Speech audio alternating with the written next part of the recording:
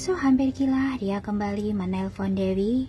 Teleponnya langsung dimatikan. Dia lanjut menelpon dan dimatikan 2 kali berturut-turut. Dia menelpon lagi, namun ponselnya sudah tidak aktif. Wanita sialan. Lorenzo begitu marah hingga hampir gila. Dia langsung melempar ponselnya mengenai dinding, lalu jatuh ke lantai dan hancur berkeping-keping. Para pengawal di dalam ruangan terkejut dan tidak berani keluar. Winston berkata dengan gemetar, Lorenzo, karena hari ini kamu ada urusan, aku tidak akan mengganggumu. Aku pergi dulu. Sambil berbicara, dia berlari keluar ruangan, takut akan dipukul kalau dia berjalan lambat. Beberapa pengawal di sana juga sangat ketakutan. Mereka menundukkan kepala, tidak berani keluar. Jasper menenangkannya. Tuan, jangan marah. Nona Dewi mungkin cemburu karena melihat berita itu. Makanya dia... Apa karena cemburu?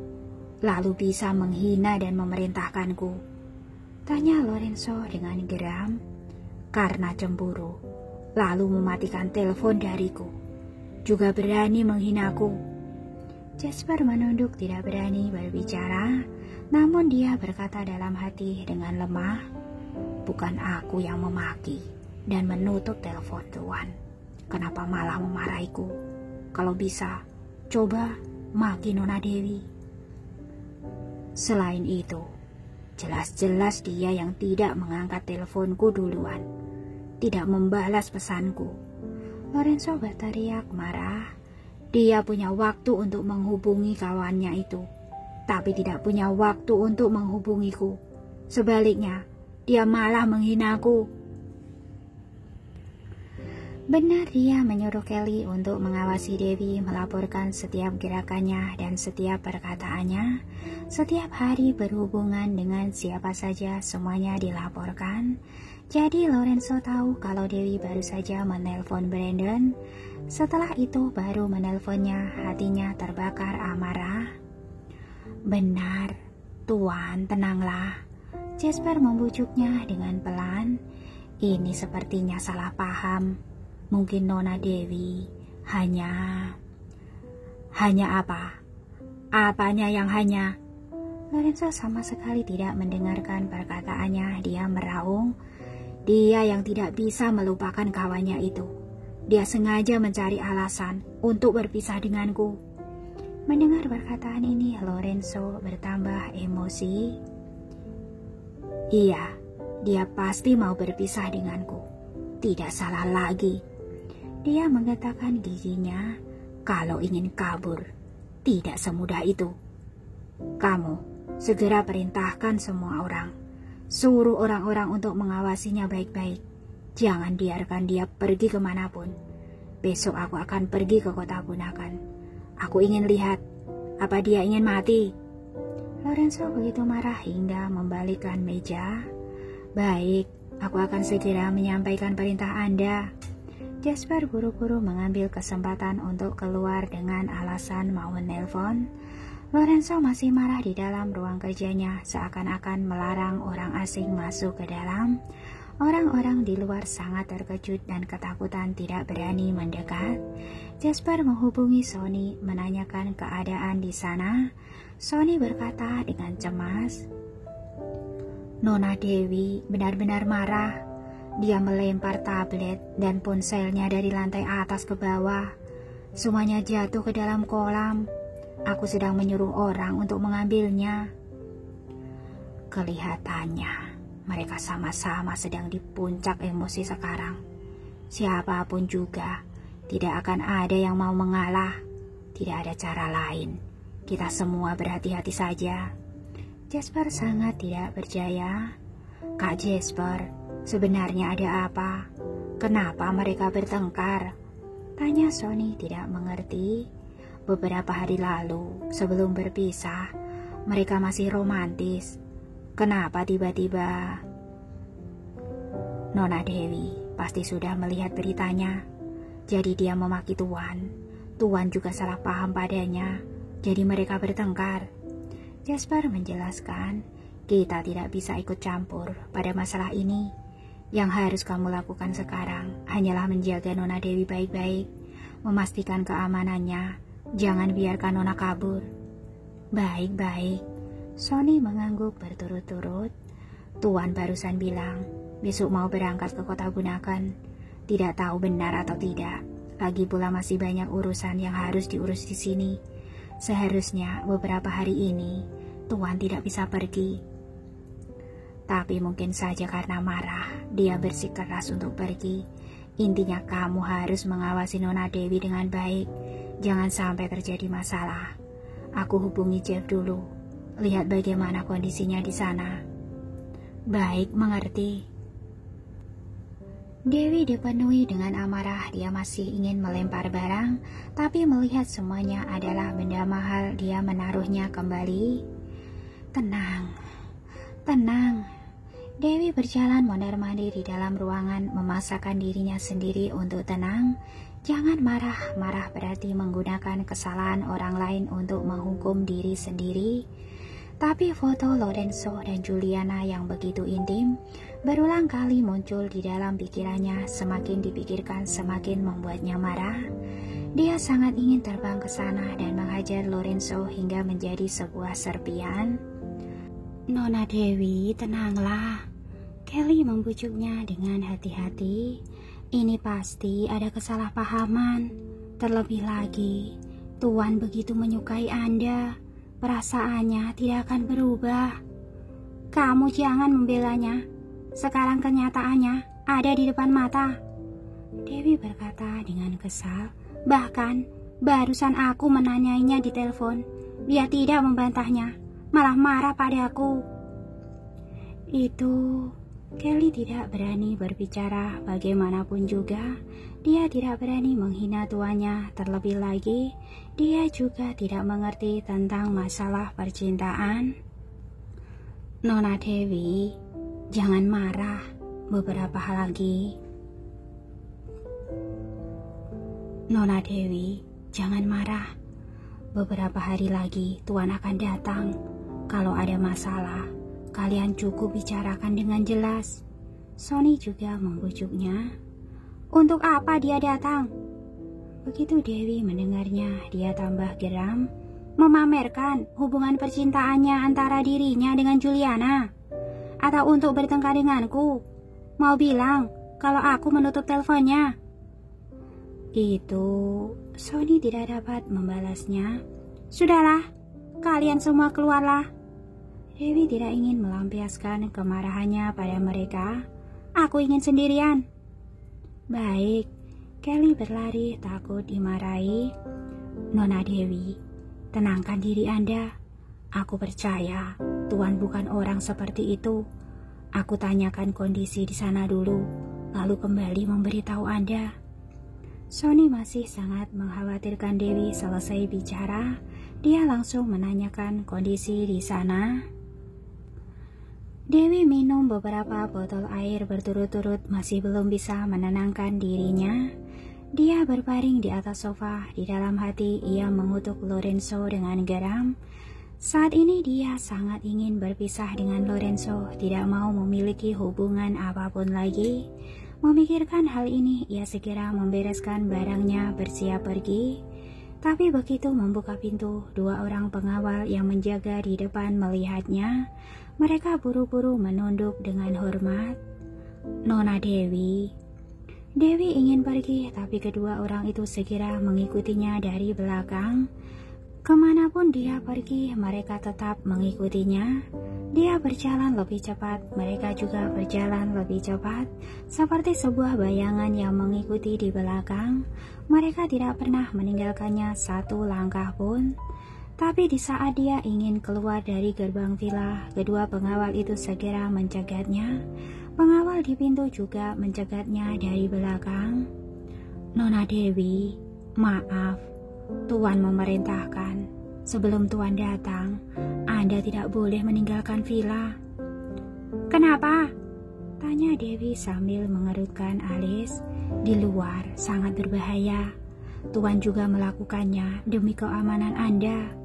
Pengawal menjelaskan, kalau aku benar-benar harus keluar, bagaimana? Dewi agak marah. Apa kalian pikir kalian bisa menahanku? Itu. Para pengawal panik, mereka telah melihat keterampilan ajaib Dewi. Walaupun tubuhnya terlihat biasa saja, tapi keterampilannya yang luar biasa itu bukanlah sesuatu yang bisa dihadapi oleh orang biasa. Ditambah lagi, dia adalah calon nyonya, mereka tidak berani melawannya. Kenapa?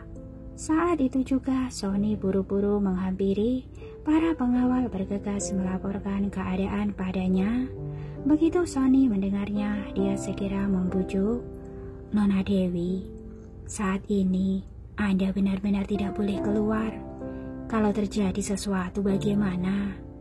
Mendengar perkataan itu, Dewi teringat dengan nasihat Bibi Lauren. Saat ini dia benar-benar tidak boleh keluar dari wilayah pengawasan keluarga Moore. Kalau dia menjadi sasaran Denny, pasti akan sangat berbahaya.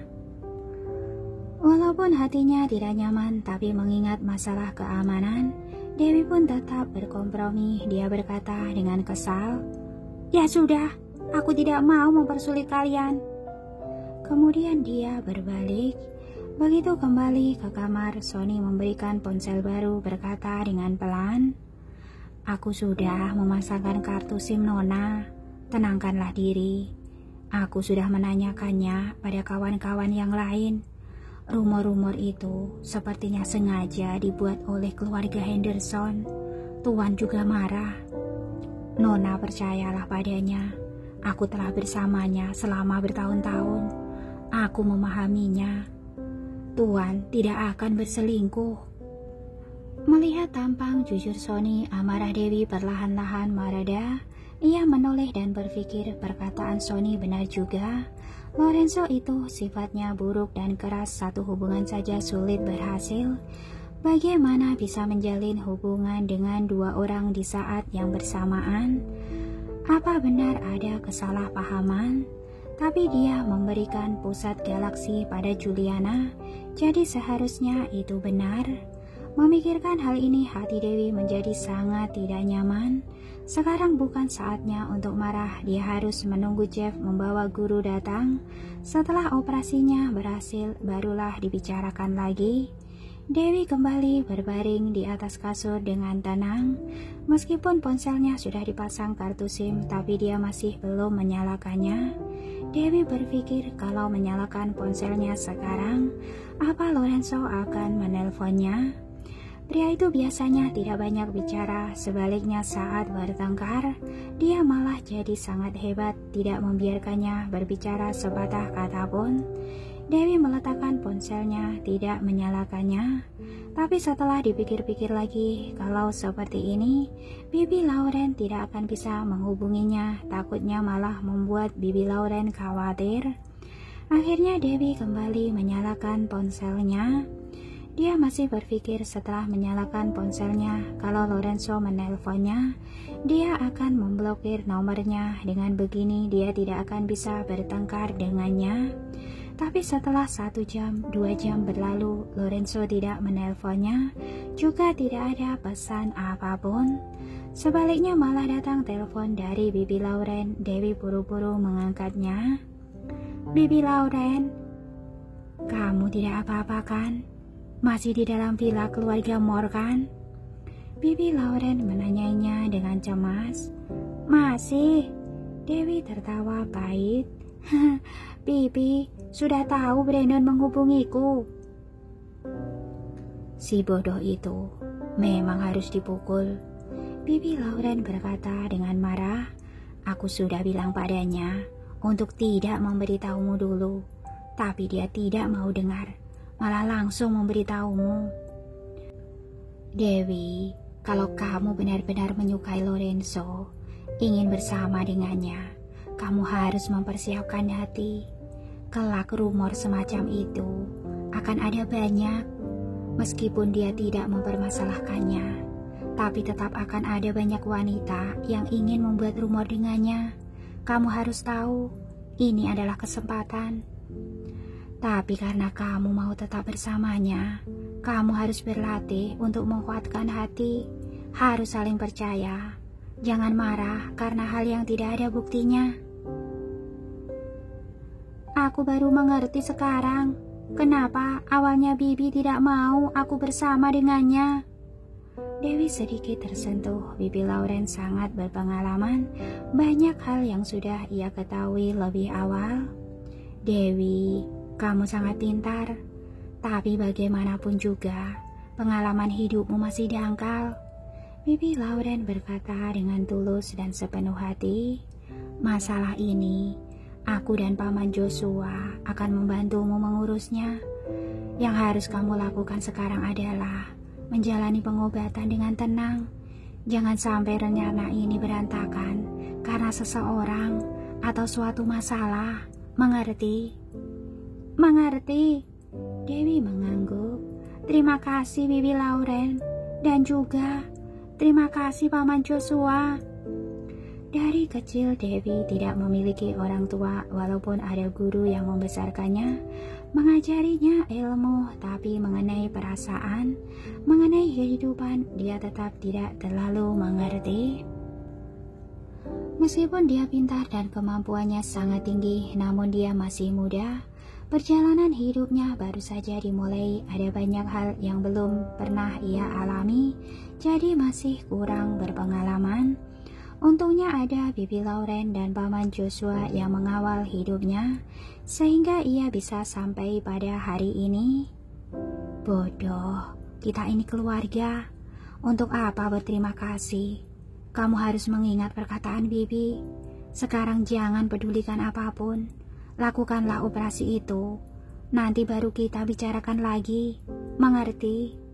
Bibi Lauren kembali menasihatinya. Mengerti? Dewi menjawab dengan sungguh-sungguh. Operasinya harus dilakukan secepat mungkin. Jangan ditunda lagi. Kalau orang dari keluarga Moore masih belum menemukan gurumu, kamu langsung mengaku saja. Sedangkan tabib Hansen itu, kamu mengaku salah dengan baik. Dia pasti akan memaafkanmu. Seharusnya akan segera ditemukan. Nanti coba aku tanya. Dewi juga mengkhawatirkan hal ini, terutama dia takut guru tidak bersedia turun bukit. Jeff juga sangat keras, takut ia akan malah menakuti gurunya. Setelah telepon dimatikan, Dewi pergi mencari Sonny, menanyakan keadaan Jeff di sana.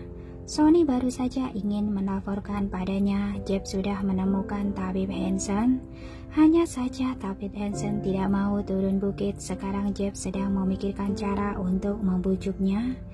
Begitu mendengarnya, Dewi menjadi bersemangat dan tidak tenang. Guru benar-benar sudah ditemukan. Apakah gurunya akan datang?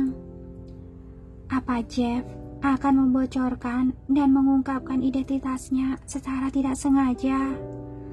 Memikirkan hal ini, Dewi bergegas menyuruh Sonny untuk menghubungi Jeff. Dia ingin memperingatkannya sendiri. Sonny buru-buru menghubungi nomor Jeff. Setelah telepon berbunyi lama, barulah dijawab. Halo, Kak Jeff, Nona Dewi mencarimu. Sonny memberikan ponselnya pada Dewi. Nona, Jeff baru saja ingin bicara, Dewi sudah memotongnya.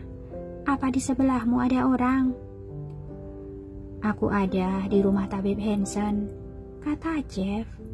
Pergilah ke halaman belakang, jangan sampai ada orang yang dengar. Dewi segera berbicara. Oke. Jeff membawa ponsel menuju halaman sebelakang. Sekarang sudah tidak ada orang. Nona Dewi, bicaralah. Apa kamu sudah bertemu dengan tabib Hansen? Tanya Dewi dengan gelisah. Sudah, lapor Jeff. Aku sedang berusaha membujuknya untuk turun. Dia sangat keras kepala. Dibilang bagaimanapun juga, tetap tidak mau turun. Dia bilang, dia sudah bertahun-tahun dia tidak melakukan operasi. Menyuruhku untuk mencari orang lain. Apa kamu sudah mengatakan padanya mengenai identitasku? Dewi memotong perkataannya, menanyanya dengan cemas. Aku hanya bilang, dia adalah calon istri tuan kami, dan sesuai dengan maksud Anda. Aku sudah mengatakan kondisi dan umur Nona, juga tidak ada riwayat penyakit. Selain itu aku tidak bilang apa-apa lagi. Jeff memperhatikan rumah kayu dengan hati-hati. Apa kamu menyebut namaku? Dewi bertanya lagi. Tidak. Jeff menggeleng. Baguslah kalau begitu. Dewi mendesah lega. Ia kembali memberi perintah. Lain kali saat telepon, jangan sebut namaku. Panggil saja Nona, mengerti? Mengerti. Jeff mengangguk. Sebelumnya, setiap menelpon, aku selalu menelpon di dalam mobil. Tapi Benson tidak tahu nama Nona. Baguslah kalau begitu, baguslah. Barulah Dewi tenang, kemudian dia memperingatinya. Pujuklah dia, jangan selalu membicarakan persyaratan dengannya. Katakan saja, menyelamatkan sebuah nyawa lebih baik daripada membangun kekayaan. Nona kami juga terluka karena menyelamatkan orang. Dia baru berumur 21 tahun. Dia masih muda. Sayang sekali kalau nyawanya hilang begitu saja. Semoga dia mau menunjukkan belas kasihannya dan menyelamatkannya. Apa aku harus bicara seperti itu? Walaupun Jeff penurut, tapi dia biasanya selalu mendengar perintah Lorenzo saja. Terhadap orang lain, dia hanya bersikap sopan, tidak pernah tunduk. Sekarang harus merendahkan dirinya untuk memohon pada orang tua. Dia tidak terlalu terbiasa. Ditambah lagi, dia harus mengucapkan perkataan calon nyonyanya yang begitu menyedihkan ini. Lalu, sikapmu terhadap Tabib Hanson harus lebih hormat dibandingkan dengan Lorenzo. Dewi memberikan penekanan yang dalam. Anggap saja dia ayah Lorenzo. Seharusnya kamu mengerti bagaimana cara membujuknya, kan? Hah? Jeff tercengang. Kenapa hah? Lakukan sesuai perkataanku. Dewi memerintahkannya dengan keras. Oke. Karena itu perintah, Jeff tidak berani menolaknya. Sebelum pergi, Lorenzo pernah memberinya perintah. Dewi adalah nyonya, selama itu tidak bertentangan dengannya. Ia harus menuruti perintahnya. Aku tunggu kabar baik darimu. Dewi membalasnya, lalu mematikan teleponnya. Sambil memegang ponsel, Jeff masuk kembali ke rumah kayu. Ia mengubah sikap kasarnya saat berbicara, barusan membungkuk 90 derajat pada Tabib Hanson dan berkata dengan penuh hormat, Tabib Hanson, saya menyinggung Anda tadi. Saya ingin meminta maaf pada Anda. Barusan nyonya kami sudah memperingatkanku. Dia juga seorang tabib. Sebelumnya dia terluka demi menyelamatkan orang. Tapi tabib tidak bisa mengobati dirinya sendiri. Setengah jam kemudian Dewi menerima telepon dari Jeff. Di ujung telepon Jeff berkata dengan semangat, Tabib Hanson setuju. Dia setuju. Besok sore kami akan berangkat turun bukit. Baguslah. Jeff memberitahukan kabar baik ini pada Jasper. Dia berkata dengan tersentuh, Nona Dewi benar-benar hebat. Dia mengajariku suatu metode dan Tabib Hanson langsung terbujuk olehku. Sehebat itu. Jasper sangat penasaran. Metode apa yang diajarkan padamu? Jeff menceritakan semua hal yang dikatakan Dewi. Setelah setengah berbicara, dia berhenti. Tiba-tiba dia menyadari sesuatu. Tidak mungkin. Bagaimana Nona Dewi bisa tahu kalau di rumah Tabib Hanson ada halaman belakang? Dia langsung menyuruhku untuk bicara di halaman belakang. Terlebih lagi, kata-katanya itu seakan-akan dia sangat mengenal Tabib Hanson. Bukan hanya mengenal, tapi juga sangat menghormati. Jasper menganalisa. Sepertinya mereka memang saling kenal sejak awal. Tapi kalau Tabib Hansen dan Tabib Dewi sudah saling kenal, kenapa dia tidak memberitahu kita? Ini semua juga demi menyelamatkan nyawanya sendiri. Benar, Jeff juga merasa bingung. Aku tiba-tiba teringat saat kita baru tiba di kota Bunaken. Aku bersiap berangkat mencari Tabib Hansen. Nona Dewi mengingatkanku, tabib seperti ini biasanya bersembunyi di atas bukit. Lalu setelah aku pergi mencari berdasarkan perkataannya, aku langsung menemukannya. Kalau begitu, berarti ucapan Nona Dewi berguna juga. Jasper dapat menyimpulkan dengan cepat. Sepertinya Nona Dewi benar-benar mengenal Tabib Hansen. Mungkin mereka punya hubungan khusus, tapi dia tidak ingin orang lain mengetahuinya. Benar-benar, Jeff mengangguk berturut-turut. Nona Dewi juga memperingatkanku 3 kali. Jangan sampai Tabib Hansen mengetahui identitasnya. Bahkan tidak mau menyebutkan namanya. Sedangkan Tabib Hansen langsung setuju untuk mengobatinya. Bagaimana menyembunyikan identitasnya? Kamu tidak perlu mengkhawatirkan masalah ini. Itu adalah perintah Nona Dewi. Jasper tertawa. Karena keadaannya sedang genting, otomatis dia akan memikirkan cara. Kamu hanya perlu menuruti semua perintahnya saja. Iya, benar juga. Jeff mendesah. Pemikiranmu masih lebih baik dariku. Pantas saja Tuhan lebih suka kamu ada di sisinya. Perkataanmu ini menyakitkan sekali. Jasper tertawa. Omong-omong, kapan Tuhan datang? Tanya Jeff. Aku dengar dari Sony, 2 hari ini Nona Dewi sedang tidak tenang. Suasana hatinya juga tidak terlalu stabil. Ternyata mereka berdua masih belum baikan, kata Jasper. Tapi karena kamu sudah berhasil membujuk Tabib Hansen, seharusnya Tuhan akan ke sana. Di mulut bilang sangat marah, tapi kenyataannya Tuhan sangat mengkhawatirkan Nona Dewi. Kamu laporlah, aku pergi menyiapkan pesawat pribadi. Oke.